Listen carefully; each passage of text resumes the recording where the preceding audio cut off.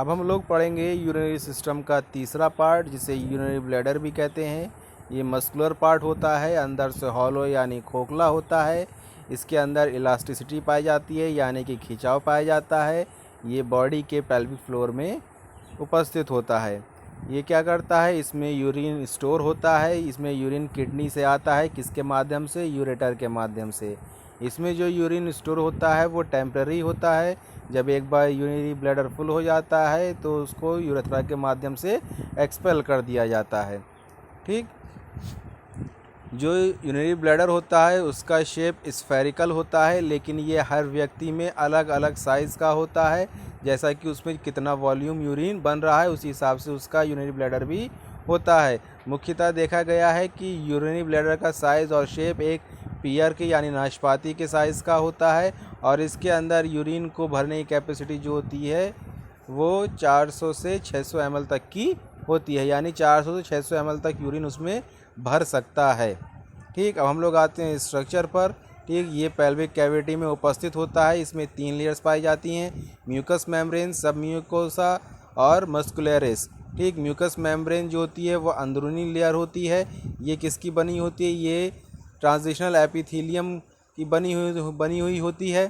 ठीक, इस म्यूकोसा में जो फोल्ड्स पाए जाते हैं उन्हें रेग कहा जाता है। दूसरी लेयर होती है सब म्यूकोसा, ये सेकेंड लेयर होती है। ये कनेक्टिव टिश्यूज़ की बनी होती है। इसमें इलास्टिक फाइबर भी पाए जाते हैं जो कि म्यूकस मेम्ब्रेन को सपोर्ट करते हैं। तीसरी लेयर होती है मस्कुलरिस, ये सबसे बाहर की लेयर होती है। ये स्मूथ मसल्स होती हैं जिसमें फाइबर पाए जाते हैं। ये सब फाइबर कलेक्टिवली डेट्रूसर मसल कहलाती हैं, डेट्रूसर मसल्स कहलाती हैं। ठीक, जब ये मसल्स कॉन्ट्रैक्ट होती हैं तो यूरिन को ब्लैडर से एक्सपेल किया जाता है। ठीक, यूरिनरी ब्लैडर में एक ट्रायंगुलर एरिया पाया जाता है जिसे ट्राइगोन कहते हैं। ट्राइगोन में 2 ओपनिंग्स होती हैं। ठीक, ये जो होता है ट्राइगोन, ये वॉल्व की तरह कार्य करता है। वॉल्व की तरह कैसे कार्य करता है, ये यूरिन की एंट्री को अलाउ करता है और यूरिन के बैकफ्लो को प्रिवेंट करता है। ठीक, इसमें जो डेट्रूसर मसल्स होती हैं वो इंटरनल यूरेथ्रल स्फिंक्टर बनाती हैं, जो कि यूरिन के एक्सपेल में और यूरिन के आने में और बैक फ्लो में एक वॉल्व की तरह कार्य करता है। ठीक, यूरिन का फंक्शन क्या है, यूरिन के 2 फंक्शन हैं।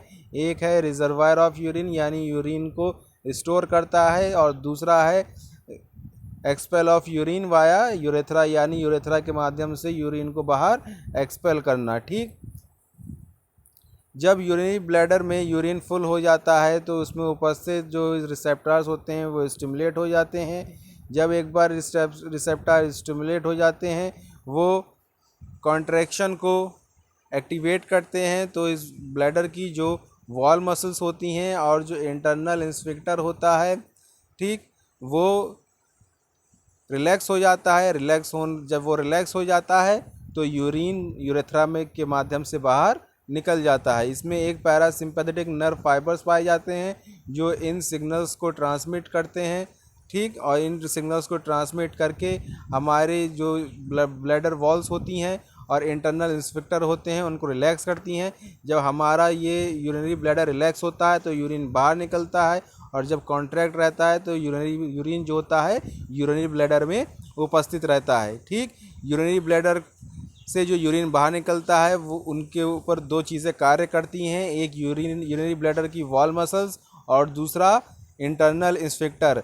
ये दोनों चीज़ें जब रिलैक्स होंगी तब यूरिन बाहर निकल जाएगा। ये यूरिन कब बाहर निकलता है, जब यूरिन हमारे यूरिनरी ब्लैडर में फुल हो जाता है। जब वो फुल हो जाता है तो जो रिसेप्टर्स होते हैं वो स्टिमुलेट होते हैं। जब वो स्टिमुलेट होते हैं तो वो पैरासिम्पैथेटिक नर्व फाइबर्स के थ्रू सिग्नल को ट्रांसमिट करते हैं। जब सिग्नल को ट्रांसमिट करते हैं तो हमारी यूरिनरी ब्लैडर वॉल मसल्स और स्फिंक्टर इंटरनल स्फिंक्टर रिलैक्स होता है और यूरिन बाहर निकल जाता है।